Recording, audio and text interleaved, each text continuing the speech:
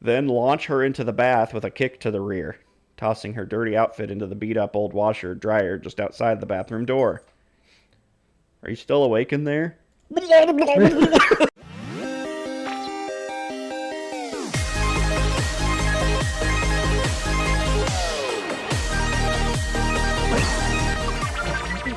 I don't know. We start the episode. Okay, welcome back to Otaku Tuesday. It's Otaku Tuesday. I forgot what it was called there for a second. I don't know. We split. I know you our made fans. You made it confusing for me. Split our fans, like any of our fans care about anything other than Otaku Tuesday. Okay, we just migrated all of our fans over to this we- non-monetized channel Exactly. because we're Perfect. smart business people. Of course. This is the fruit of want- Grisaia. Yeah. We think we might be banging in this cabin pretty soon. I feel like that's a good possibility. This seems like a bang cabin. Like you bring her up to the mountains. Isn't every cabin a bang cabin? Pretty much. If you're in a vacation home, that's what you're doing. Yeah. Why would you go on vacation unless you're not going to bang? It's like staying in a hotel and not having hotel sex. What's the point? That's why hotels are so expensive. Cuz they know. They do now. They know what you're there for. It's like, yeah, we're taking the kids to Disneyland, but they got their own room. Separate rooms. Yeah, exactly. I wonder why. Well, we could just get you a suite. No. Get their own room. No. Magic Kingdom. We want our own vacation. Yeah. I want to get up on them magic mountains. I don't know what that means. I was trying to think of I know. I was trying to think of like a Mickey-themed erotic joke, and it didn't work. Splash on her mountains. Yeah. I want to show her my small world. I Wait, wa- no. not that one. Not that one. Okay. I don't know if you read this or not. I have no idea. We're just gonna read it again. Okay. So do it. And I'm gonna be quiet for the next hour and a half. He's telling a backstory.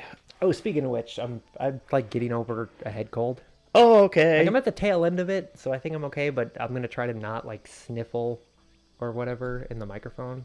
But if I do, I'm sorry. It's gonna be sniffed. So the next sneezed. however many episodes of this and whatever we record tonight, there's a possibility of sniffles.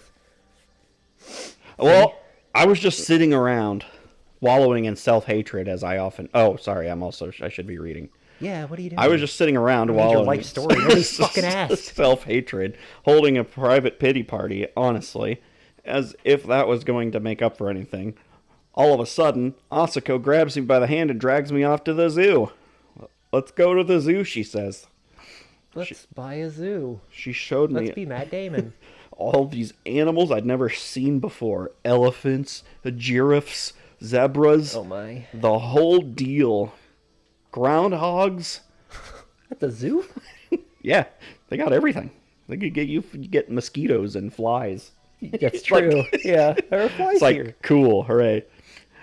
Probably hoping to get at least some minor sign of interest out of me. It's like those weird zoos that have just like peacocks wandering around and shit. Yeah, It's like, these things are gonna fuck somebody up. They're mean. but, well, I was really acting like a brat back then. I mean, I actually was a brat, but still. I kept myself inside that shell, not even twitching an eyebrow at anything she showed me. What a Too cool cool. guy. Yeah. It's hard edge. I guess that attitude got Asako pretty irritable after a while. So the two of us are just standing there staring at the lions in complete silence, when all of a sudden this one big guy opens his mouth wide and tries to scare us off with a giant roar. And then some kid got into the gorilla pit. Yeah. Bless you. I got you sick already. And the next thing I know, Atsuko's bellowing, "Shut the hell up! Don't growl at me, asshole! I'll fucking kill you!" So yeah, overall pretty good day. Yeah. I got some cotton candy Pretty cool. and one of those smushed pennies. I got a bunch of steps on my Pikachu Tamagotchi. Yeah, there were like 97 Pokestops there. Yeah. She was the sort of person who'd get into a shouting contest with the King of Beasts and win. Woman was nuts. I only fucked her 5 times. Amazing. Amazing. Sorry, I'm just That reading first it. night, I mean. I mean, her opponent was locked up in a cage. Anyone could have yelled at him if they wanted to. Yeah, I'd like to see her be all that tough when it's out. Yeah. Remove the glass. But when Asako screamed in his face, the animal actually flinched and just backed away slowly. What a cuck. You should have seen the look on his face. It looked like a lion. It was a lion. It was a lion's face. So there I was, gawking up at her with my eyes wide open, thinking, this woman's a complete lunatic, when I noticed I was smiling. Because that was the moment when I started slowly regaining halfway normal emotions. Where'd they go then? It manifested into awkward, I don't know, social Then etiquette. the lion got so scared it took a shit, and that's how my fetish began. And thanks to that, I got to meet you. I should be grateful too, huh? Well, I don't know about that. Who says meeting me was really a good thing? Hard to know for sure yet, don't you think? Yeah, maybe. You do kind of suck. But at the very least, don't you think you're the biggest influence in my life right now, Papa? When you put it like that, I feel a little weight on my shoulders. Hey, Asako. I feel the same way as Makina. I remember what you said to me just before you died. Why are you just sitting there looking wistful? Sorry, Yuji.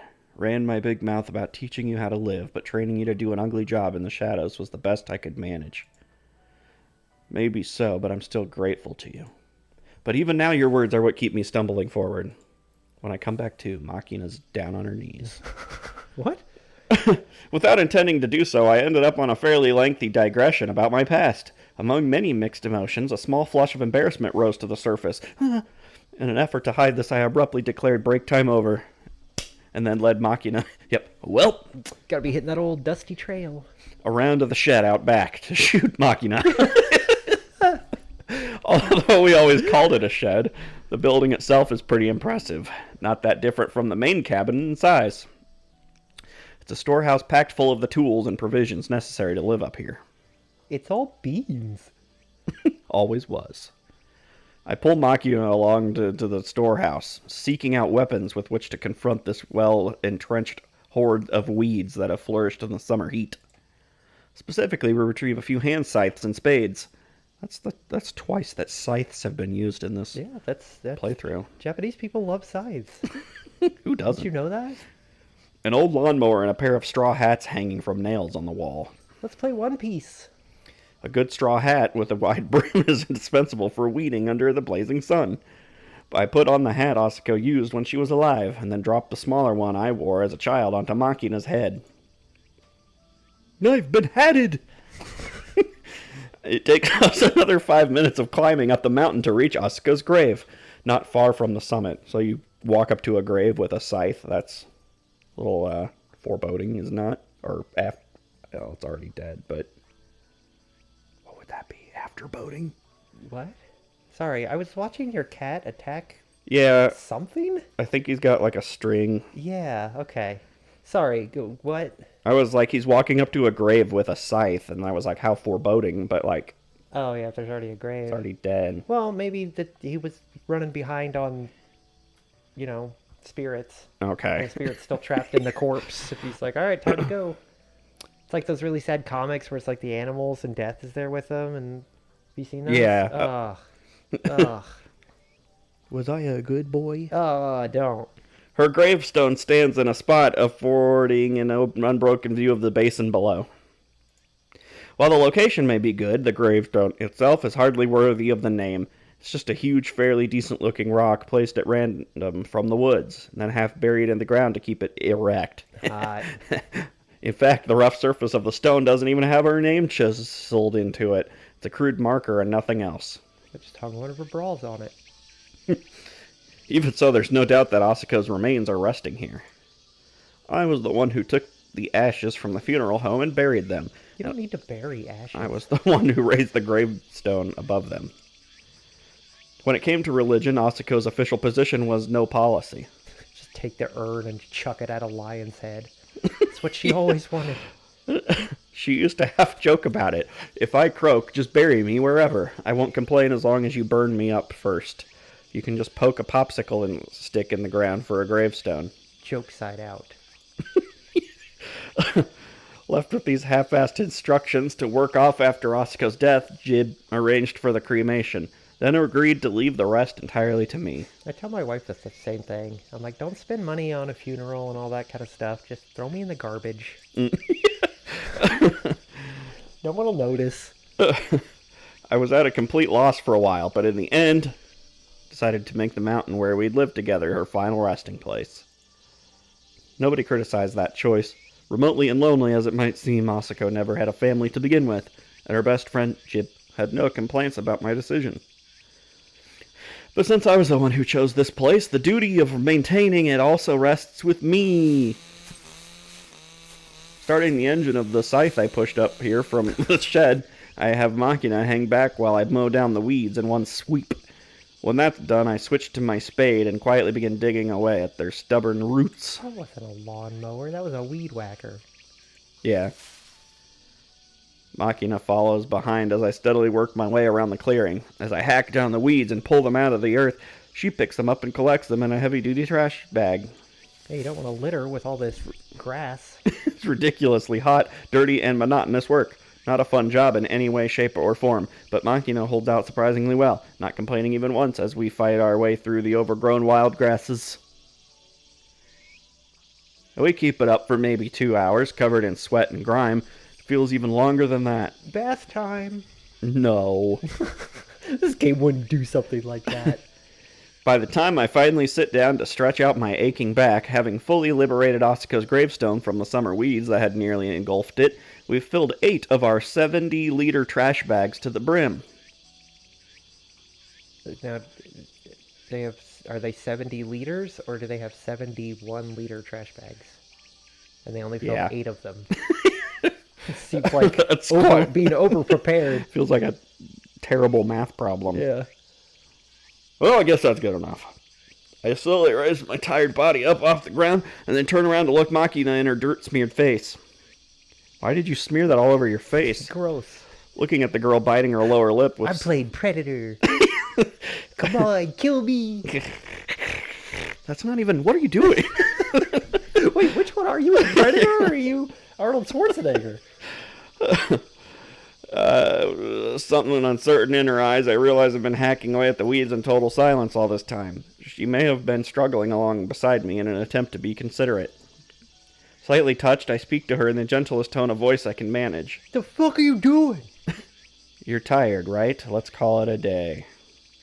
Taking the towel I'd wrapped around my neck for protection against the sun, I wiped the dirt from her face. Gross. It's gonna be all sweaty. Neck sweat. Apparently understanding from the gesture that I finished the simple greeting to my departed friend, Makina's formerly tense face loosens into a dopey, ticklish smile. Finally, we're done with that stupid, boring shit. Can we go home now? By the time the colors of evening fill the sky, we've put away our tools and returned to the grave. I light a bundle of wooden chopsticks resting on a plate from the cabin's kitchen, a small welcoming fire for Asako's spirit. I forgot to feed my crawdad or whatever the fuck it was. Yeah. Lobster, whatever it I was. left my Tamagotchi back at the cabin. Yeah. I want to bring it up here to bury it. Sprinkle the ashes. Since Asako loved her drink, I also brought a can of beer from the fridge. Popping it open, I set it upside down on top of the gravestone and let the contents pour out. The ants will love that. The thin fluttering flame and its column of smoke are the signal beacon. The beer's the bait to make sure she doesn't hesitate to drop by. I close my eyes and press my hands together. A moment later, I can hear Makina do the same. Hey, Asako, I'm still dragging my sorry hide around, trying to figure out why you kept me alive. No luck on that front. But even so, I think there are a few things I'm starting to understand, little by little. The things I can do, the things only I can do, the things I have to do, and the things I want to do. Tell me something, Asako. Was this how it was for you as well? Did it start off as just a whim, taking me in like that? Even so, did that small presence at your side end up becoming your reason to live? I'm starting to feel like I can understand now. Not that it's that complicated, really. You just saw a face one day. And somehow you just vaguely knew it was the one thing in the world you needed to protect. Am I right? Please? All of a sudden you're telling yourself... It was a bet. I lost because you turned out like this. Yeah. Ah, now I get it. Maybe I've been living all this time so I could be here for this. To protect this one thing. This is Irisu Makina. So, I speak out loud to the wavering flame, introducing Makina to Asuko's grave. I don't know what to say here. See? Look at that. I've found something I want to protect as well. Just say your feelings. Asako, I'm hungry. Just as you had your doubts back then, I don't know yet if I'm making the right decisions, and I understand that things never go as smoothly as planned. my socks fell down because I was working too hard, and now the back of my shoes have cut up my heels, and now it's going to hurt for like a week. Amane and I, currently playing the roles of Mommy and Daddy, probably do possess broader experience and knowledge than Makina, and we like to think that we understand her to some degree. But even so, I can't say with any confidence that the well-intended advice we gave her is necessarily worthwhile. It's separating the right from the wrong. There's only one decision that it won't lead to regret, the one Makina makes herself. Right now, she says she wants to be a baker or a sniper, but whatever road she chooses to follow, the decision ultimately has to be up to her. You told me something about this once, right? If you want to choose the better path, listen carefully to the people who've walked the trail before you, as many of them as you can find. Fortunately enough, Makina's still very young. She'll have the chance to hear many people's thoughts, and I think she should actively seek them out. She won't. Every person she talks to is like, that's stupid. Don't do either of those things. That's it? That's what you... Sniping or baking? Yeah, is there like a third option? No, Tamagotchi. You want to do like Twitch streaming? Let's player. Yeah. There's a limit to the amount of information any one human being can directly obtain. Don't get caught up with the things in front of your nose. Keep trying for the big picture perspective, and you won't go wrong too often. Right, Asako? Right, Toucan Sam? Hey, Makina, you want to say a little something to Asako as well? No. Still clasping her hands together and keeping her eyes shut, Makina quietly opens her mouth to speak. Thank you for raising Papa. If it wasn't for you, I don't think Papa and I would have met. So thank you. Makina's softly mumbled words hit me harder than I'd expected. Asako, you moved on and left me behind. You bitch. You did enough. You accomplished the job you were here to do. That's why you were allowed to die. I haven't earned that right yet, but I'll get there someday. I know I will. He's like 120 years old. Makina's still hanging out with him. He's like, please. She's like, no, you're not allowed. Right. Just allow me to die. Don't leave me. Think you can wait till then or something? The gravestone offers no reply to my silent question. I know perfectly well that this entire ceremony is nothing but a way for those left behind to find something like comfort, but I can still feel heat spreading behind my eyelids. All right, I'm hungry. Want to eat? Oh yeah, let's get some grub. Taking the plate in one hand as our small fire begins to gutter out, then seizing Makina's small hand in the other, I set off down the rough trail leading back to the cabin. So what are we going to DoorDash? They didn't say they could have food delivered. They just had to meet them at the walk bottom down of the to hill the or whatever. Yeah.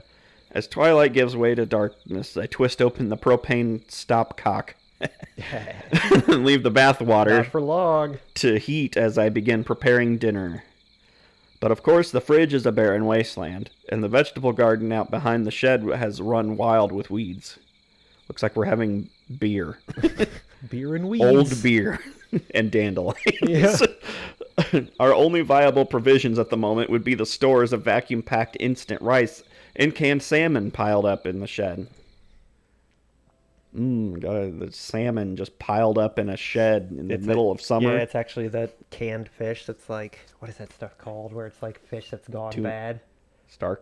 Strom something. Oh, yeah, okay. Where it smells like actual like decay. Death? And shit. Yeah.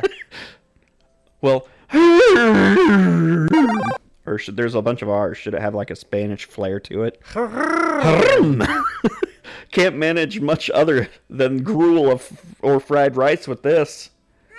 I also found some pasta under the kitchen sink. That's a mop head. It's moldy. Pasta? Those are actually straight ramen noodles. Completely forgot we had that stuff. Too good to buy the gay ramen noodles? The packages Makina misidentified as pasta contain long strands of dried instant ramen noodles, which is that not pasta? Go fuck yourself. Actually, it's good. We used to have these stashed all over the place, and the Hakata pork bones flavor in particular was one of Asako's favorite foods. Tastes just like real bones. Yeah, it tastes just like a Hakata. Hakata pork bones. After a few beers, she'd almost always devour a bowl of ramen heaping with vegetables. That actually sounds really good right now. Ramen with vegetables. Yeah, like a actual like bowl of ramen, not Yeah. just like the noodles, like the ham and all that. That brings me back. Asako used to make these for me all the time when she got drunk. Normally you're supposed to boil these for 3 minutes, but I ate them raw. But Asako opted for a 60-second stir fry in a pan. She'd focus mainly on eating the toppings, picking out a well-simmered noodle every once in a while. She just like has the brick of the Maruchan like top ramen, takes a bite and then dumps the powder in her mouth. And then fixes the sink with the rest. Yeah. Makina, That was like a thing for a long time. Yeah. Everybody was fixing shit with ramen. Makina, you haven't tried these before, have you? You want to have some? Yeah, let me at 'em! That said, we've got nothing in the way of toppings. Can't hope to imitate the Asako-style tower of fried bean sprouts and cabbage doused in vegetable oil. Fortunately enough, we do discover dry chives and roasted sesame seeds under the sink. If not red pickled ginger or strips of pork. Who keeps food under the sink? That's such a weird place. It's a little more than plain ramen, but in combination with the fried rice, we've at least got a somewhat respectable-looking meal on our table 15 minutes later. Of course, it expired like 8 months ago. Right? Rather than dinner, it does seem a little more like an oversized midnight snack, but perhaps owing to Amine's strong anti-instant ideological leanings, Makina seems to find some novelty value in the meal. She gobbles down the ramen in the blink of an eye, repeatedly yelling, "Delicious!" By the time we've finished with this somewhat rough supper, the hour hand on the clock has turned past 8. Oh my god. It's so late. Returning to Mihama at this hour would be far too troublesome. And more than anything else, I'm concerned about the danger Makina might fall asleep in the back seat and slip right off. All things considered, it'd clearly be best to set up camp in the cabin for the night, and then make our way back tomorrow morning. Oh no, how inconvenient. I'm sure there's 2 beds, too. I'm sure the girls won't have any objection to what's about to transpire. Right. Her belly full, Makina already began to mumble incoherently on the verge of sleep. I haul her to her feet and unceremoniously strip off her clothes. Okay, hold on. Then launch her into the bath with a kick to the rear, tossing her dirty outfit into the beat-up old washer-dryer just outside the bathroom door. Are you still awake in there? Gotta tape her head to the wall. As I'm transferring her wet clothes to the dryer half of the machine, I call out to Makina for the 3rd time in the last 10 minutes. Last thing I need is the girl falling asleep in the tub and drowning herself. Yes! If I strain my ears, I can make out the sound of Makina splashing around, washing her body, as well as her cheerful rendition of Tuna Fish Man's theme song, which mainly involves yowling Maguro-man. I get knocked down, but I get up again. You're never gonna keep Is that me it? down. That's what it is? I don't fucking know. I was just trying to think of like the most ridiculous shit. Pissing the night away. Don't pan the tub. Fighting for justice repeatedly in a jumble of English and Japanese.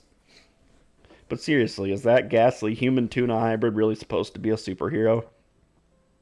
Just seeing the character without any context, I'm pretty sure I would have pegged him as a hideous monster of the week rather than the protagonist. But then again, the world's a place of constant change. Maybe the children of the world have acquired a taste for the avant-garde in their Saturday morning entertainment. Or they're all yelling chicken jockey, I'm not sure. Either way, it seems I've still got a lot to learn. They moved on to lava chicken now. Steve's lava chicken, yeah, tasty as hell. When Makina gets out of the bath, I wrap a white towel snugly around her head and twist it back and forth until her hair's dry. I just use Makina as my excuse to be like, to use all this internet lingo. Yeah. Because she just seems like the kind that would say all this stuff. I just do it because I'm brain dead. Yeah, I mean, a lot of time on brain social rot. media. Mm-hmm. And then slip an old Oxford shirt from my days as a student in America onto her as a temporary substitute for her clothies. Naked except for a long-sleeved man's dress shirt several sizes too large, Makina begins loosely bending her waist back and forth like a patient suffering amoebic dysentery, and then coos, "Hoo la la," in a high-pitched tone. Like what you see, boys? Come up and see me sometime. What you think? Sexy enough for ya? My sprite doesn't even have a shirt on. Alright, wait here. I'll get a dictionary so you can take a careful look at the definition of the word sexy. No, would it kill you to at least pretend to be a little beguiled? There, look that word up, you fucking asshole.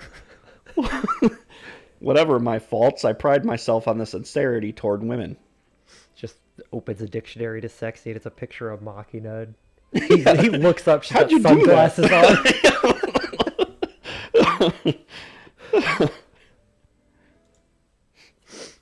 Before her bath, Makina's eyelids seem to have grown about as heavy as lead, but the hot water seems to have given her something of a second wind.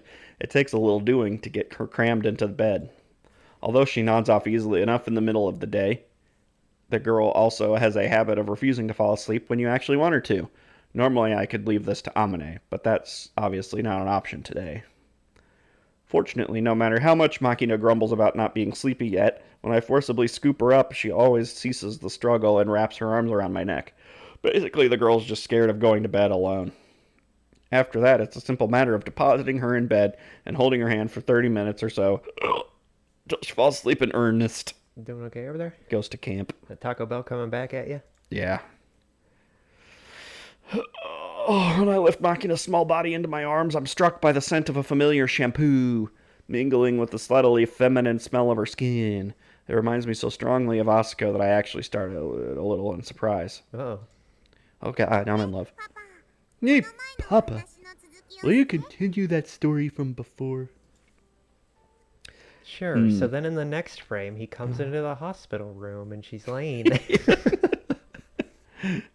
Classic. Which one was I telling you again?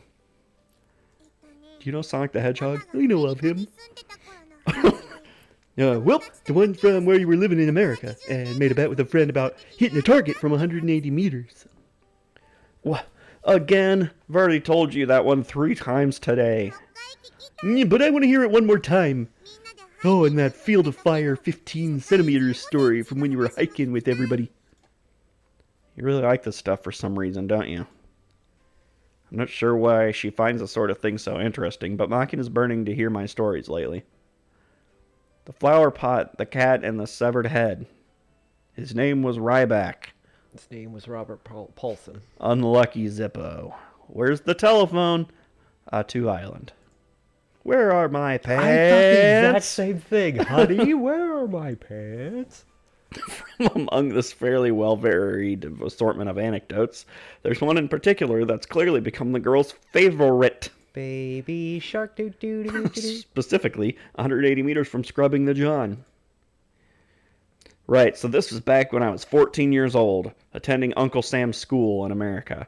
One day I ended up making a bet with a classmate. I get it, Makina. This would put me to sleep too. I'd be distinguished myself as a sniper at the time, and this particular classmate kept coming at me with this stupid line. What's with the rifle specialty? Isn't your name Uzi? Not only did I not fight back, I didn't show the slightest sign of irritation at the stupid joke, which eventually pissed my classmate off pretty badly, and then ended up challenging me to a bet, hoping to knock me down a peg. The bet itself was about as simple as they come. I had to land a shot on a can of tomatoes from 200 yards. It sounded pretty damn pointless, so I refused to play along at first. But when my classmate offered to take over a week's worth of laundry duty if I won, my perspective on the matter changed. After managing to bargain my way up to 3 shots, I ultimately accepted the bet. But there was one major problem. The rifle I had to use. It was Nerf or nothing. At the time, I didn't have authorization to use anything but the small bore and its 22 caliber rounds. So inevitably, the gun I was using for this bet was just such a 22 LR bolt action rifle. Normally speaking, you want to be firing a small bore rifle at 25 to 50 meters. The bullet itself can travel a good 1600, but the effective range normally maxes out at less than 100. Not only was I using this thing for a shot from 200 yards or slightly over 182 meters, it was taking place outside where I'd have to deal with wind. Felt like pretty shitty odds, but on the second round I managed a solid hit. I swear. Naturally, that meant I was the winner of our bet, but unfortunately, one of the instructors found out I'd taken the rifle without permission, so instead of a laundry-free week of leisure, I ended up ordered to scrub latrines until shit smelled like daisies. I just used Febreze. But apparently the tomato can I shot is still enshrined in the school cafeteria along with photographic evidence. I'm not trying to get all nostalgic about my wild youth, but it was pretty fucking awesome. But I can't help smiling a little wryly, more at my inability to tell Makina a halfway decent bedtime story than anything else. I'm such a hoot. When I finally snapped back to reality, whoop, there goes gravity, I realized that Makina's closed her eyes and began mumbling in her sleep. The lengthy trip and waiting in the sun must have tired her out after all. Feeling more than a little relieved, I quietly leave the cabin with my cell phone in hand. Just abandon her there. Finally rid of her. Go back to the school. Now I can hang out with Abane. Although there is a tower relatively close by, the signal's not particularly good inside the cabin itself. I walk off a little ways until the meter at the top of the screen displays 3 bars. And then call up the contacts list. List. Sure. Hey Google, call contacts list. Select Komine Sachi's name. You are an idiot. After about 3 rings, she picks up the phone and instantly, not even bothering to say... Oh. My phone went off because I said, hey, Google. Shut up. It begins hurling questions at me.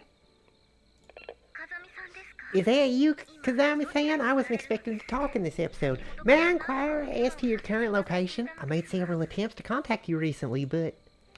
Oh, sorry. The reception's not so great out here. I'm going through a tunnel. You're out very late. Everyone's been rather worried. Do you have any idea when you might be returning? Right. About that. We're actually still in Yamanashi. Makina's already fallen asleep. So for tonight, we're going to stay out here and then head back tomorrow around noon. The two of you are staying over? Oh man, I totally never expected this kind of reaction. A misunderstanding in a visual novel? I'll make sure to tell you that she was naked and is wearing one of my shirts and nothing else. Yeah. And I put her in bed. After a bath. For good measure. Sorry for the trouble, but would you mind looking after Makina's crawfish and apple seedling while we're away? This is something you should have told me before you left. Oh. You're staying over? No. The signal's fine. I could hear you the first time. No need to repeat the question 20 decibels louder. Huh? What? Oh, that's Michiru. Huh? What? Did you just say staying over? You did, right? What's going on? Are they staying in a hotel? Oh my god, you know what happens in hotels. They're shacked up in a love hotel and they're not coming back till they run out of rubbers? Is that it? That's totally it. You beast! You beast! See, now look what you've done. That noisy blonde's in full squawk. I do apologize, but could you please wait a moment? You just hear Michiru, like, just... My face and body! Not a problem, I guess. Huh? Hey, Sachi, what was that sound? My apologies, Kazami-san. I had Michiru-sama calm down a little bit. There shouldn't be any further issues. Did she just fucking break a bottle over her head? Yeah, I think so. I see. Sorry for the hassle. Well then, you wanted me to take care of the crawfish and the apple seedling, yes? That's right. We should be back tomorrow afternoon, so I doubt it'll be a problem. But I'd appreciate it if you'd just keep an eye on them. Understood. Leave everything to me, Kazami. Son, please take your time and enjoy a relaxed, careful return trip. Thanks. I'll make sure to bring you some hoto and black honey rice cakes as a souvenir. Certainly. And also, What's up? could you not use all the rubbers? Like, bring one back with you. I'm rather hesitant. You do have permission to sleep with me, remember? That's true. I'm rather hesitant to say this, as it may seem rather forward, but, well, I do hope you'll try to be conscientious. That's a hard word to say when you're sickly. I do hope you'll try to be conscientious in regards to contraception, at least. Not to worry, I picked up a 24-pack on my way over. Also, this is an anime, so I could just goof in her troop as much as I want, and nothing bad will happen unless the story dictates it will. I won't use any of them. Yeah. It's a joke. It was an 18-pack. Don't clam up on me. You did what to her, Clam? Yes, of course, but please be careful about the 25th round. I'm telling you, it was a joke. I'm not going to be doing anything. In the first place, Makina is already asleep, remember? You intend to jam it in as she slumbers? You're really determined about this, aren't you? It's a joke. Kazami-style humor. Yes? I don't find it funny. I'm going to hang up now. Very well. I mean, it's funny because no one would ever actually sleep with you. In that case, I shall await your return with all my heart. Have a pleasant evening. Night. What is going on with that girl? Why did I even call her, really? I feel like there's a lot more venom in her tongue lately. And her problem solving is definitely getting a little on the violent side. It's because we skipped her path. Now we'll never Know that she was our friend. Now she's murderous. Amane and Michiru seem to think it's entirely my fault, but I don't remember giving Sachi any orders to act like this. In fact, I make every effort to give her only strictly appropriate instructions. But come to think of it, there was that one indecent. So I just wanted to be indecent. Yeah, of course. That one what incident you're thinking about. The other day, I was telling Makina another of my stories, and paused to note the most efficient ways to help a panicked officer cadet regain presence of mind in a foxhole. Sachi, who'd been listening in, nodded with deep conviction and commented, "I see. In other words, blunt weapons are the best medicine for derangement." Surely unrelated. Just another example of the female need to blame every problem on a man. Am I right, fellas? Men, we don't know what we did. This sort of unfounded generalizing is probably exactly the kind of thing that turns women against us, but it helps me regain the necessary composure to make my second call. I choose Amane's number and return the phone to my ear. A completely unfamiliar woman's voice answers the phone. Yes, hello, who is it? Who the hell are you supposed to be? I pull the phone away from my ear and double check the screen. But I'm definitely connected to the number marked Suo It Amane. actually might be just Amane, like, reverting back to her quote-unquote accent. Yeah. 'Cause she's home. Okay, ooh, scary. He got hella bad for some reason. Whatever shall I do? What the? Stop it! That's my cell phone, isn't it? Give it back. Oh, Sorry right, she's with about her. that, Romeo. It's like her sister or something. Yeah. Oh, return Amane to you now. Call the butler. Hello? Huh? Who is it? Yuji? Yeah, it's me. Who the hell was that woman? Is she on morphine? I had a stroke. Sounds like it. Oh, sorry. I'm at a karaoke place with some friends from around here. Guess I saw a guy's name show up on my phone and decided to play a dumb prank. Hilarious. You people aren't dabbing in hard drugs, are you? Of course not. I mean, hold on. Do we have any more drugs? No, of course not. What's this about? You almost never call me. Did something happen? Jesus, Yuji, I love you. Oh, jeez. Can you please just shut up for a minute? Why is it marked Daddy? Amane, my friend. Thank you. I prescribe a dose of blunt weaponry to the head. Huh? What are you talking about? Hold on a second. I'm leaving the room now. On the other side of the line, I hear the sound of Amane opening a door and the chorus of shrill voices hooting at her. Ooh. Sorry about that. So what's up? Struck by a sudden urge to hear my voice or something? Yeah, that's right. I just had to hear that voice of yours, so I couldn't help giving you a call. Did I make a nuisance of myself? Well, not really, but... I see. All right, then. Enough joking around. Let's get to the main topic. J.O. Here's the thing, Amane. Makina and I are currently in Yamanashi. Bless you. Excuse me? Why Yamanashi? Oh, right. You're visiting that grave. That's right. Came up with the idea pretty suddenly after we saw you off this morning. I borrowed your Bobataro for the trip. Oh? Bobotaro actually got you out there? Yeah, you've been having trouble with the engine suddenly dying on you at random times, right? The Philips CDI probably had the issue. Okay. Not that I really know what the CDI is. See, it's this terrible Never mind. You're riding a hot rod and you Philips thought they could compete with Sony. Yeah, they almost partnered. Well, they did partner with Nintendo. Yeah. Anyways, you don't even know that much. Look, it's not like I'm the one who remodeled it, you know? Heck, that's how it was when I bought it from the dealer. Actually, Sony partnered with Nintendo too. Yeah. It was Nintendo They were like wanting to make a disc system, and that's why they were going to make the Nintendo PlayStation. Yeah, And then or they the end up Philips just like CDI, and then they kind of backed out of both of them. yeah, and then they ended up making the 64, Mm-hmm. right? Yeah. Yeah, they didn't even go with discs. So Sony was like, "Fuck it, we'll just use our plans and make our own system." Yeah, one of them was successful. Can you guess which one? Yeah. What kind of store would sell a ridiculous lowrider like that? Well, I got my license when I was 16, then just dropped by the neighborhood motorcycle shop to see if they had anything decent. And one of their employees just happened to be switching to this big hog.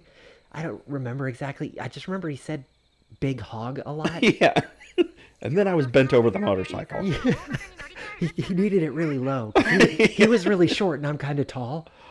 They offered to cut me a pretty nice deal on the old bike, so I ended up buying without really thinking it over. But anyway, I'm glad you figured it out. The engine kept going thump and then dying while I was waiting for a light to change or whatever. Wouldn't start back up unless I let it cool for 30 minutes, you know? It was a huge pain. To sit at an intersection for 30 minutes? Yeah, probably. Yeah, I'm sure that's not annoying for anyone else. The wiring inside the CDI is probably swelling from the heat. Disconnecting it temporarily. Yeah, I don't really care. Did you call me out for this? It does get kind of hot between my thighs, I get that. Oh, I see. How much would it take to fix, you think? I'm not a motorcycle mechanic. I can't tell you that much. I just know everything I about was it. gonna say, I'm sorry. I thought you knew everything. Yeah. Well, whatever. I'm okay with you borrowing Bobotaro, Well, that's even though good. you I didn't took ask. it. Yeah. So just make sure you ride him nice and carefully, all right? Wink. Make sure to choke him a little. It's a fucking transformer. Transforms into like a fucking twink, and it's like, hey, I'm Bobotaro. Yeah, understood. Want to go for a ride? I won't do anything stupid.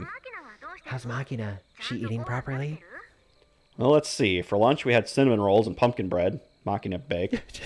She'd be like, yeah, we ate a bunch of stuff from under the sink. What? Yeah. Dinner was ramen and fried rice. Oh, come on. You didn't eat any vegetables at all. You just promised me this morning. Sorry, I'll make sure to feed her something green tomorrow. You left this morning, you're already out drinking with friends? You better, okay? Now I'm feeling all anxious again. Make sure she eats 3 meals a day, and don't let her snack after 8 at night. Don't get her wet after midnight. You look what he just said. What is this? What is she, some kind of magical gremlin? Well, whatever. I'll be careful. If anything does come up, you'll be the first to know, Mommy. I think it's don't get them wet at all.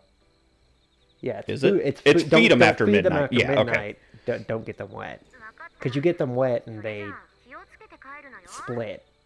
That's right. So you can create a bunch of Like I like say, cute mogwais. I'm pretty sure I've only seen that movie once Yeah. when I was but a wee lad. Yeah, you could create a bunch of mogwais, but then if they eat after midnight, then you're in trouble.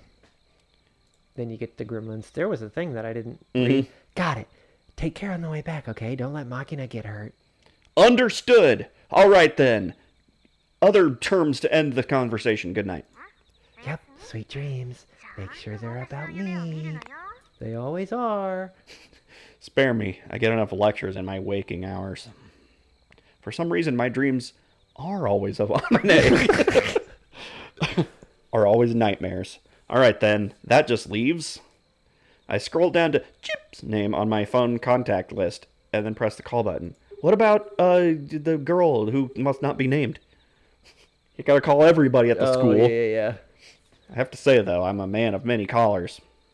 He calls and JB's just out with Amine. Yeah, she was the one doing the voice.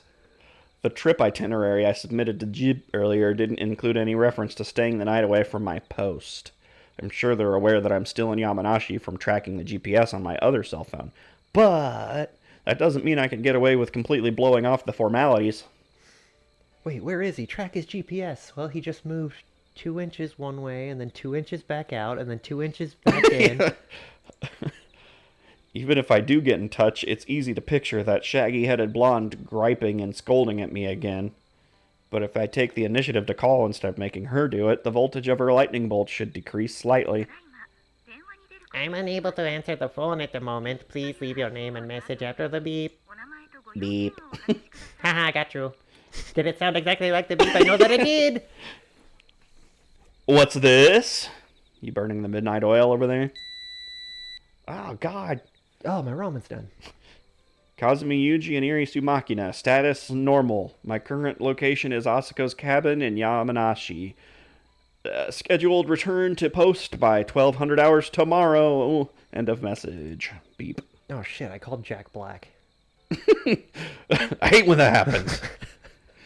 After recording this extremely concise summary of the necessary information, I'm just on the verge of hanging up when I reflexively hesitate. After a moment's pause, I return the receiver to my mouth once more. Love you. Click. Night, Julia. Ooh. Happy Mother's Day. The hour being what it is, recording a little extra in the way of pleasantries shouldn't cause any issues. My message complete, I hang up and finally snap the phone shut. 8 hours later, it caused issues. She was not happy. Ha! As I slide the cell phone back into my pocket, a sigh spills out unprompted of my mouth out of. In the isolated mountain night, these only sounds are the rustling of trees in the wind and the chirping of insects, reveling in summer. Woo! Summer break! I don't mind not hearing people or their machines in the least. But the bugs are fairly noisy at their own right. Cicadas are having, like, summer break over there. Yeah. They're all at fucking Mardi Gras. Woo! Double brood! It just makes you feel anxious when things get too quiet. Human beings are pretty hard to please. Hearing nothing but the sounds you make yourself is a genuinely terrifying thing.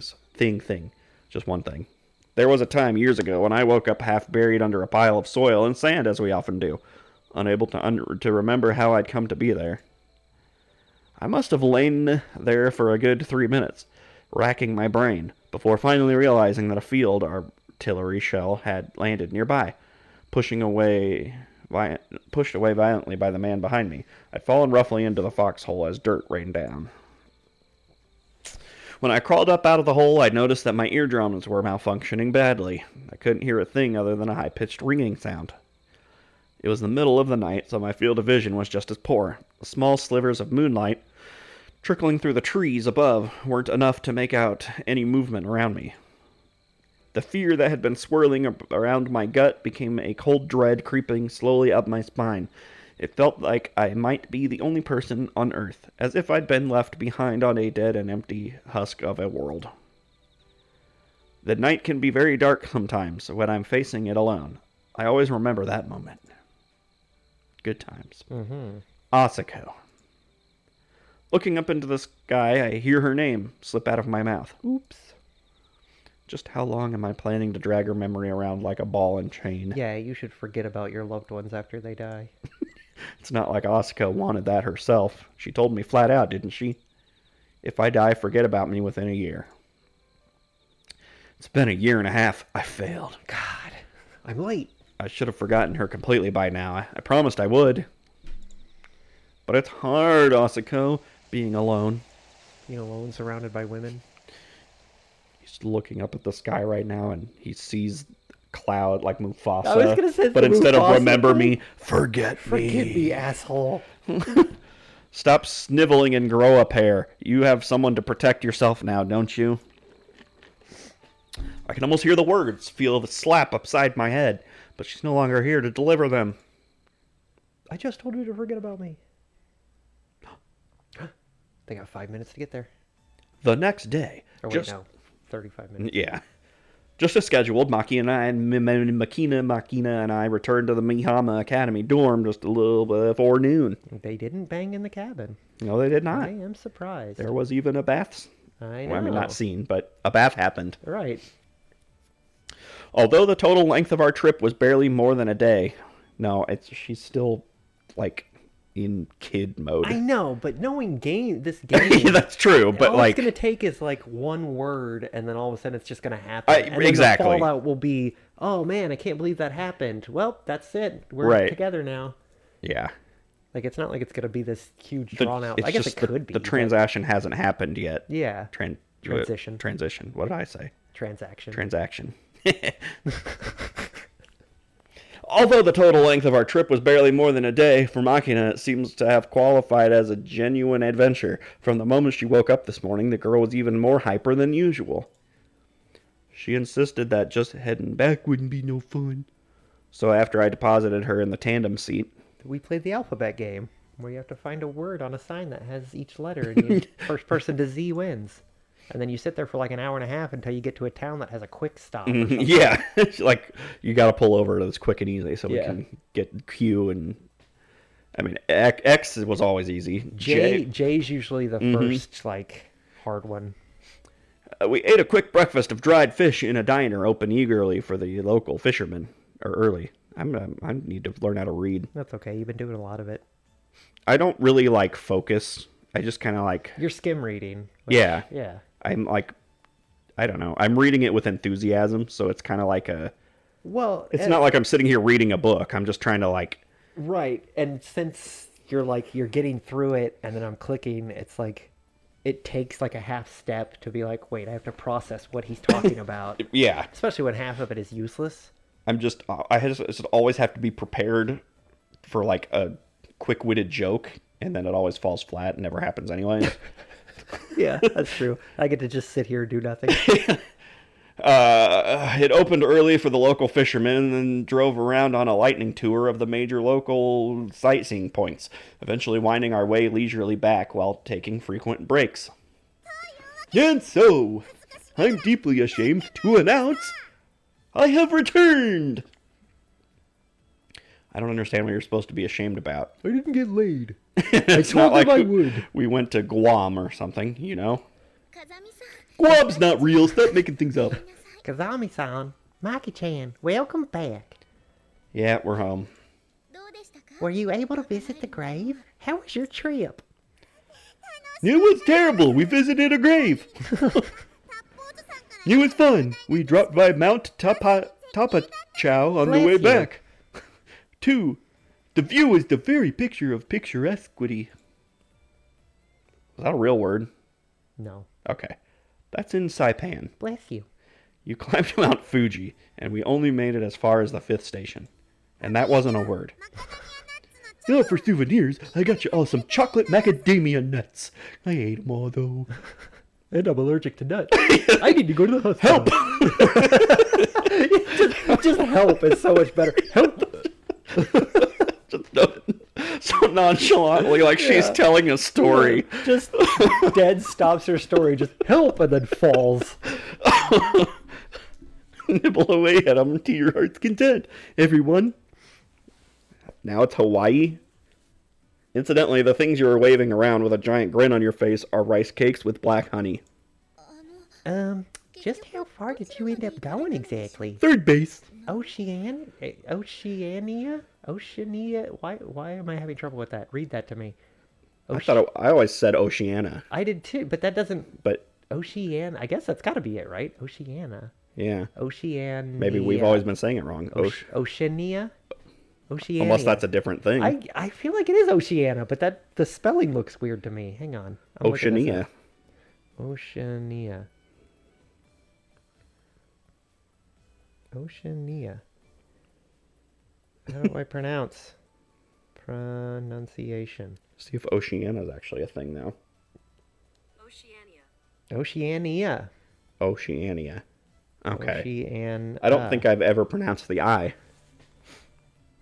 Oceania is... What? Oh, I guess Oceania... It's a name? Also? Oceania. Well, okay. Is like a woman's name. And I guess also how British people may say Okay. Oceania. So it's So I was right. So yeah, it worked its English ways over here, and we say yeah. Oceania. All right, I'm now the Oceanianic man. Oceaniac. Mighty Morphin Power Time or something. I don't We know. are the Oceaniacs. Please don't start morphing into abstract geopolitical constructs. Oh my God, she morphed. It's morphin' time. I see. You're back. She morphs from someone with an S name. Who would have known? No, hey, Yumi-chan. I'm deeply ashamed to announce that I have returned with my virginity intact. I heard you the first time. Just go horse riding. Solomon! I have. She's doing it too. Wait, are you saying my name? Yeah. Yes, yes. Kindly keep the nuclear weaponry to yourself. Bombarded my Makina's raw energy, elevated beyond baseline levels into something perilously close to a frenzy, sub-sandwich size heavily, her expression vaguely gloomy. I can practically see the words, the return of the Jedi, rising up her throat, only to be forced back down through an effort of will. Yesterday was such a peaceful day. No, come on! Do you really gotta mumble that all wistfully while staring off into the distance? I'm being introspective. Chicks love it. I love it. Ugh. Will you people please shut up? I've got a killer headache, so keep it down. And there's glass in my hair. Yeah, it's not a water drop. Yeah. Oh, you got a hangover, Chiru? No, I don't know what it is, but my head's throbbing today, and my memories from last night are kind of vague for some reason. Perhaps you overtaxed yourself with excessive studying. Please do take good care of your head. It'll last. Yeah, I was masturbating. I couldn't have been studying. It'll last a lifetime if you're careful with it. Is something the matter? Snitches get stitches. Nope. Just wondering where to begin jabbing at that. You can begin jabbing at these titties. I mean, the idea of Michiru studying is enough to make you die laughing. And if your head ever stops functioning, your life's over. So the second part of the sentence is a meaningless truism. But first and foremost, you're the one who judged that deranged blonde to be a threat and subdued her through blunt force. If you have your heart absolutely set on jabbing at me, I will endure your thrusts bravely. But if possible, I would appreciate it if you could restrain yourself. I see. At times, it's hard being a man. Well, I could help with that too. What are you guys even talking about? You're a man who wants to jab and a woman who doesn't want to be jabbed. You can't always get what you want. But if you try something... I don't really get it. But anyway, keep it down out here. I mean, what's with you anyway? You seem weirdly fired up. Well, it seems I put the girl to bed too early last night. Oh, wore her out, huh? She woke up at 4:30 in the morning today. Didn't seem like she was going back to bed anytime soon, so I ended up leaving a little earlier than planned. We improvised a half-assed little sightseeing tour on the way back. That's always the case when you go camping. I mean, they technically weren't camping, they were in a cabin, but... Like, I don't know how much camping you've done, but you're outside all day. Yeah. which I know both you and I are not used to. So No. you end up falling asleep super early, I hate and then you're camping. sleeping somewhere you're not familiar with, sometimes on the ground. Yeah. So you're up like before the sun. By the second day of camping, everybody fucking hates camping. I ain't slept much, so I'm riding the high. In addition to which, the lingering thrill of the trip itself hasn't quite worn off yet. You didn't go. Remembering only that it was fun, she seems to have completely forgotten what exactly you saw. Much like an elementary school child returning from a field trip. I saw this tall bitch mouthing off. No, wait, I'm at home. No, talk about rude. We went to the mountains and the lakes and all that, so there. All right then, what mountain did you climb? Mount Fuji, we're in Japan, you stupid bitch. And what lake did you see? Can you name them? Does that count? Mount Apo and Lake Titicaca? Shitty cock. Shitty-caca? Oh, how do you pronounce this letter? What did you just say? I don't really know. Such courage to request a repetition. You have earned my admiration, Mitru-sama. Close, but no. They're both the tallest mountains in their countries. But that one's in the Philippines. And as for Lake Titicaca, wrong hemisphere. And you mangled the name so horribly I want to wash my ears out with soap. How are either of those close in the slightest? More importantly, Irisu-san, might that slip of the tongue have been intentional? I mean, the actual name's not that much better. What do you want me to do? Tacky Tish. Bless you. Just a little flub, don't you know? A Kumamoto accent? I don't know what that... Bless me. Well, I don't know. Maybe this is a bit of a rebound. I have completely lost the plot on this entire conversation. What the heck does that mean? It must be this bump on my head. You and Makina wouldn't run around shrieking on a visit to a grave. Maybe this is just the recoil from all the time she spent actually behaving herself. Then again, I did see a new side of I her. bet you did. So maybe the whole hyperact is an attempt at hiding her embarrassment. Yeah, don't go saying stuff like that, okay? I got a rep to maintain here. In any case, I'm glad we got back in one piece. It seems as though you're rather tired. Yeah, I won't deny I'm a little worn out. I've been waking up at that same time I always do, and all that. Amane's Bobotaro is fine for tooling around in the neighborhood, but it's just not that suited for long-distance travel. I'd like to tool around Amane's Bobotaro. Good thing I chose that instead of that thing that was that trip The that was train? guaranteed for us. Yeah. I couldn't quite stomach taking that thing onto the expressway, so we came all the way back on local roads.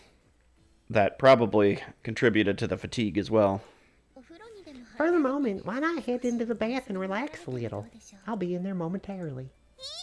No, that sounds good. I'm gonna take a soak and get a little sleep myself. Simultaneously. Hold on, don't you have a part-time job this afternoon? Your part-time job? Oh, indeed. I gotta be there at 2 in the afternoon, so wake me up at 1, Sachin. Yes, of course. 1 in the afternoon it shall be.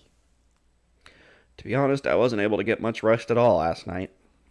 I've had a surprising string of days recently where I've managed to get a solid 8 hours of sleep.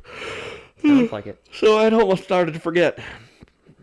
But I'd never been a deep sleeper and typically jerk awake several times a night.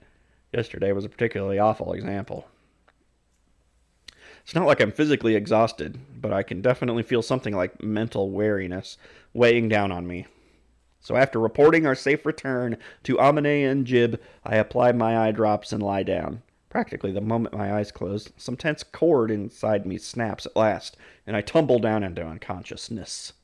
3 days later, I awake. School dormitory. Oh, God. When I heard about the bombing, the sky outside had already grown pink, and the cries of cicadas were beginning to cool down the scorched earth.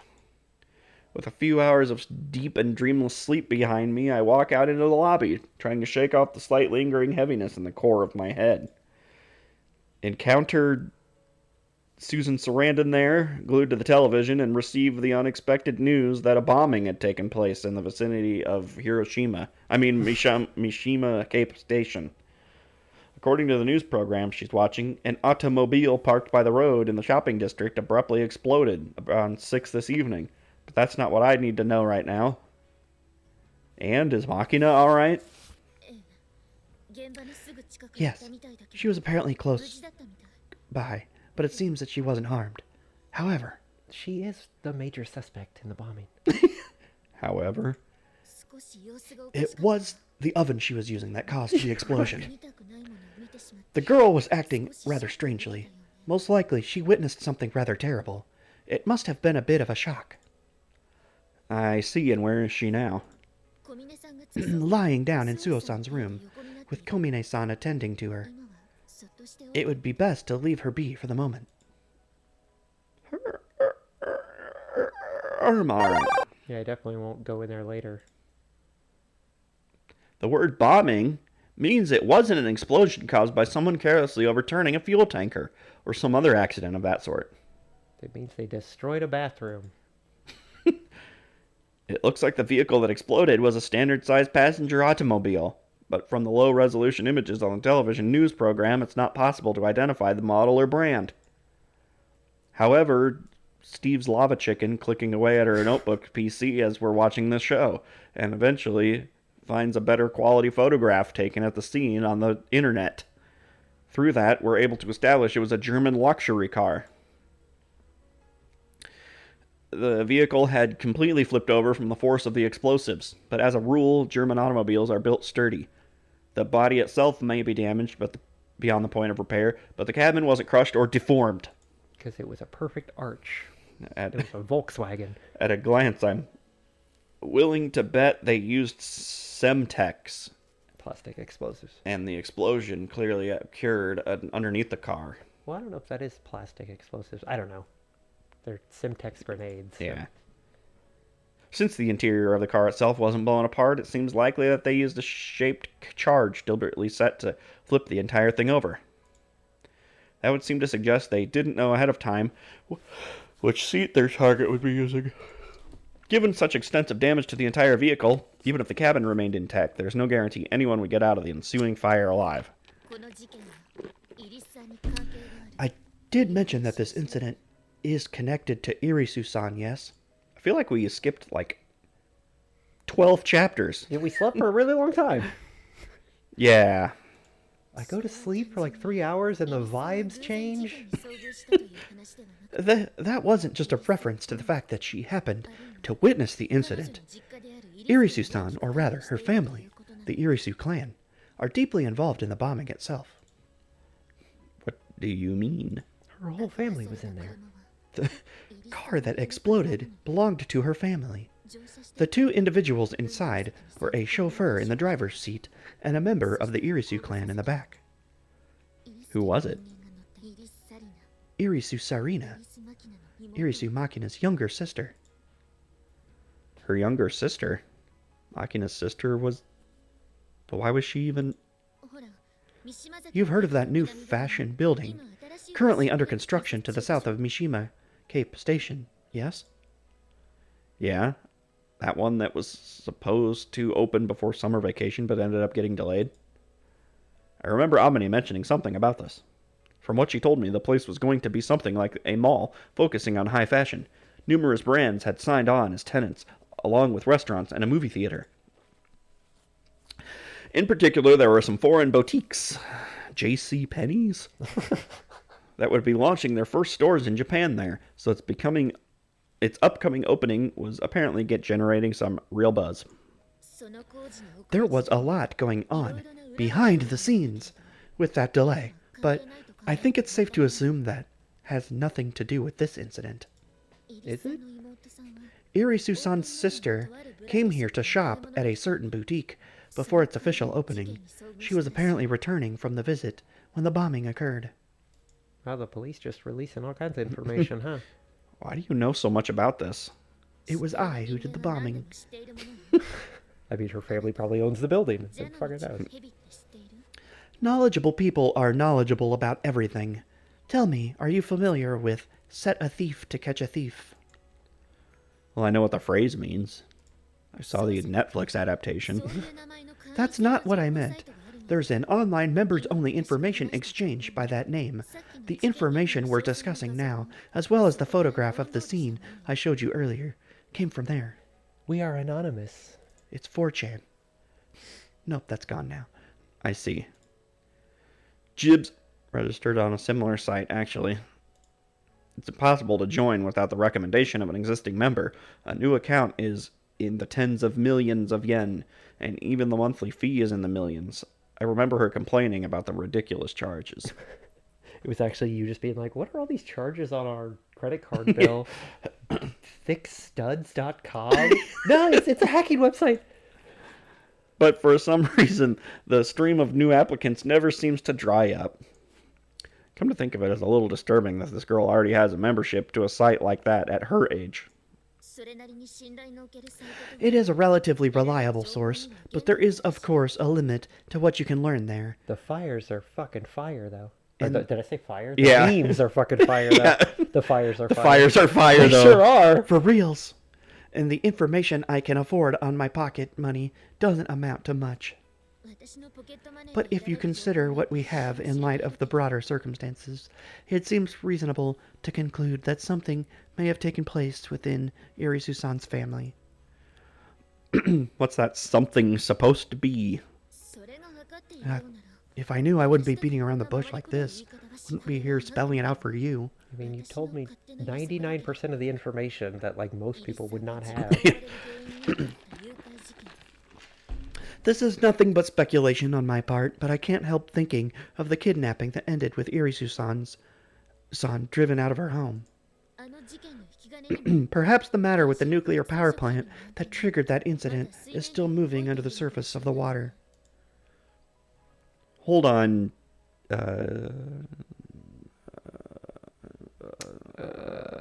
Saint Sebastian? You knew about Makina's kidnapping? Did you just have a stroke? The rough synopsis, at least, but I'd like you to understand that I didn't investigate out of lurid curiosity. My family wasn't completely unconnected to the matter either. But I hadn't heard it was connected to a nuclear power plant. Makina's father was an accountant at the Ministry of Defense, wasn't he? How does that tie together? And where did you get that information? I must kill you now. A superior at my part-time job as a janitor. Janitor, yeah. I think I can make a few rough guesses about the nature of this job of yours as well. But I suppose it would be best not to ask the particulars. Yes? Yeah, I'm never going to tell you what kind of urinal cakes I use. The pink flavor. Why did you say flavor? That'd be appreciated. Also, I'm nothing but a part-timer. Try to keep that in mind. Well, in any case, at the moment, I suppose we should be worrying about what Irisu-san witnessed and how it concerns her. Let's leave the rest aside for now. There's a sickening swell of uneasiness rising in my chest. What the hell is this? What's going on? Why dying? Why did this happen just as a pre-episode segue and not... Like, what a weird... Yeah. The bombing happened. Yeah, like... What? I heard about the bombing. It's like, what? This just happened? Another school blow up? Maki-chan has finally fallen asleep. Is it alright to leave her alone? At the moment, she's sleeping quite deeply, and Michiru-sama is by her side, so... Oh, wait, that's probably a bad idea. I don't believe there's any reason to be concerned. What exactly happened? Did she tell you anything? Yes, she was able to provide a detailed account. It was enough to make me realize how very little I really knew about Maki-chan. Why was Makina on the scene of the bombing in the first place? It's not that she was directly involved, she simply happened to be passing by on a bread delivery to a hotel and coffee shop in the area. Loo, loo, loo, I got some apples, loo, loo, loo. You got some too? bread. Makina was cheerfully humming her way down the street in front of the station, bags of fresh bread carefully cradled in her arms, when she noticed a shrill, irritable-sounding voice a little ways ahead of her. Hello, Michiru's here. When she casually glanced up to find a source, Makina discovered that the voice belonged to a girl about her own age.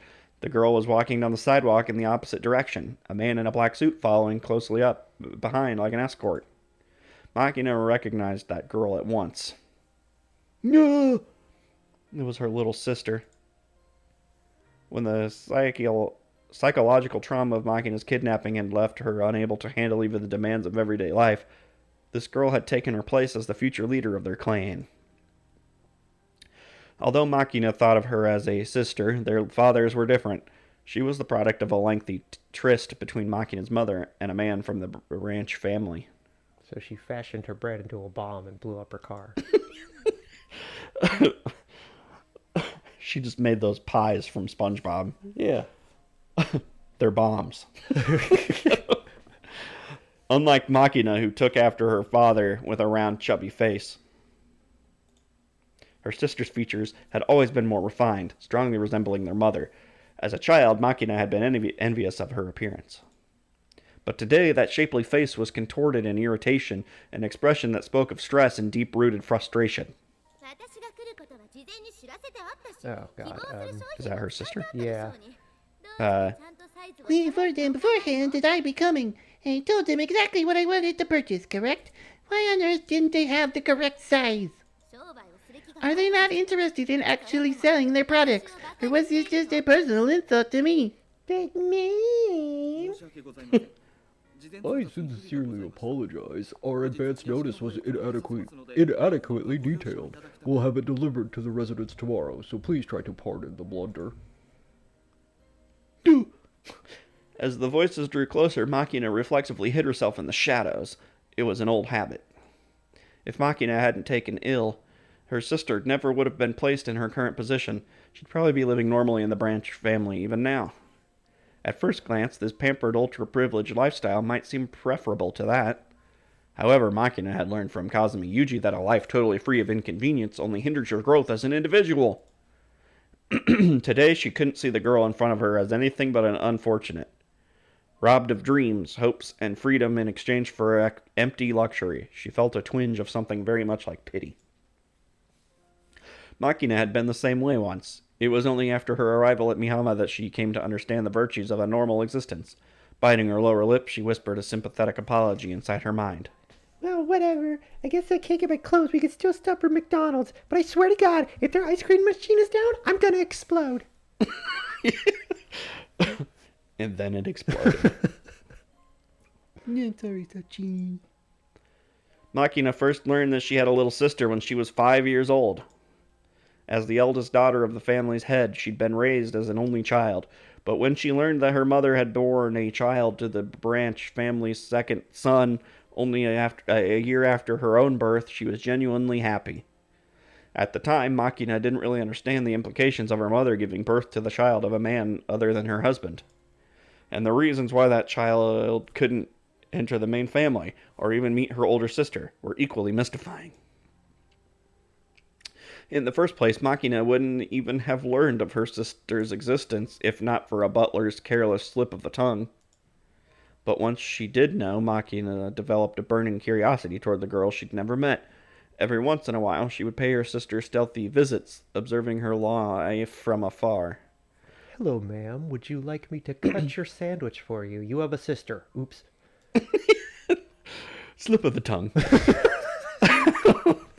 Every time she spied on that little girl living a normal life as a member of the Branch family, the knowledge that she had a sibling grew more real to her.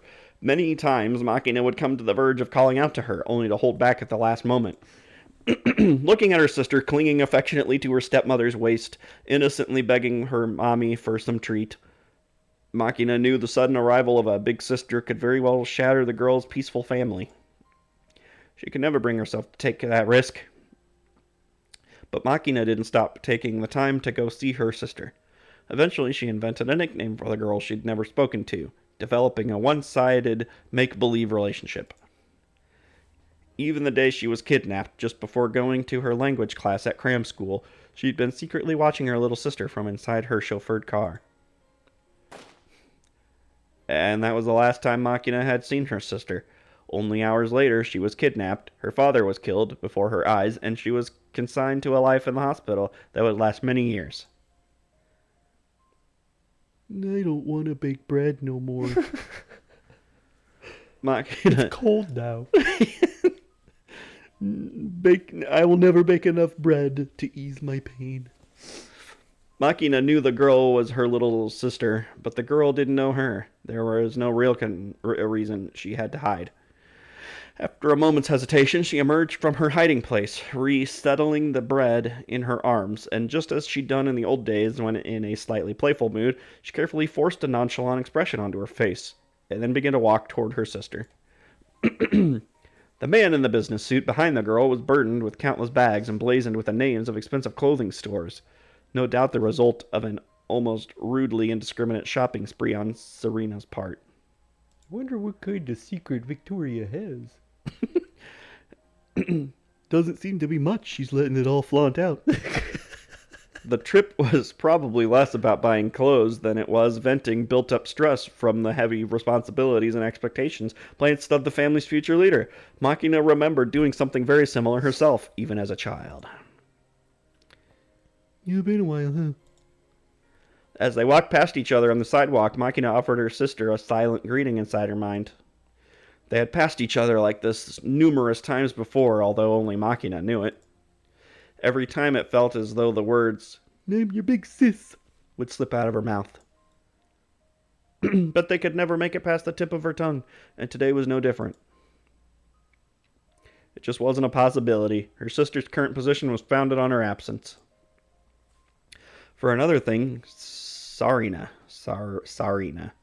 had almost certainly been told she was dead. Even if it was permitted, Makina wouldn't know how to begin speaking to her, let alone what they could talk about. Makina glanced over her shoulder, catching a glimpse of her sister being helped into a sleek black car stopped by the side of the road. It was reassuring to see her sister was being taken care of, but that thought reminded Makina that she herself no longer had a place in the house she was born into. She couldn't help feeling a slight prick of sadness. Well, at least she's safe. Yeah. But today she had a hard-won family of her own. The students at Mihama. They'd given her things her real family never could. Ooh, that makes me happy An again. airsoft sniper rifle. Feeling her heart grow lighter, Makina clutched the warm bread against her chest and drew a deep breath, drinking up the comforting scent of wheat. A small smile spread across her face. Once this delivery was over, the day's work would be done. She wanted to run home and see everyone, to give Amini a call in Tokyo. Boy, oh boy, I wish I didn't have a gluten allergy. And damn, this yeast infection is spreading. Oh, God. Buoyed by those thoughts, she took a step forward, and in that instant... I'm definitely baking a loaf of bread, but it's sourdough. Ah! Makina felt a flash of heat against the back of her body, almost like a burst of powerful sunlight. Before she could even flinch, a thunderous roar rattled her eardrums so harshly it caused her physical pain. A fraction of a second later, fine particles of something like sand swept violently past her, flying down the asphalt like waves. And as the burning wind crawled over her, she saw the light, downy hair on her forearms smoldering. Ah! My arm hair! I grew that myself! With a strangled half scream, Makina squeezed her eyes shut before the massive wave of heat knocked her down onto the sidewalk. For a moment, she couldn't process what had just happened. Crumpled on the hard concrete, listening to the grit gliding across the asphalt, the answers came to her slowly and haltingly, as if filtered through the translation of a clumsy interpreter. An explosion? It took a full 2 seconds for those words to float to the surface of Makina's mind. She picked herself onto her knees, disbelieving, telling herself it couldn't be, but when she turned around, she came face to face with harsh, undeniable reality. Damn, you almost took out both the Irisu. It was Jables. Her dumbfounded gaze found the luxury black sedan her sister had stepped into moments before. It was lying upside down, all but consumed in bright red flames. No, this can't be real. This time, her mind couldn't catch up at all.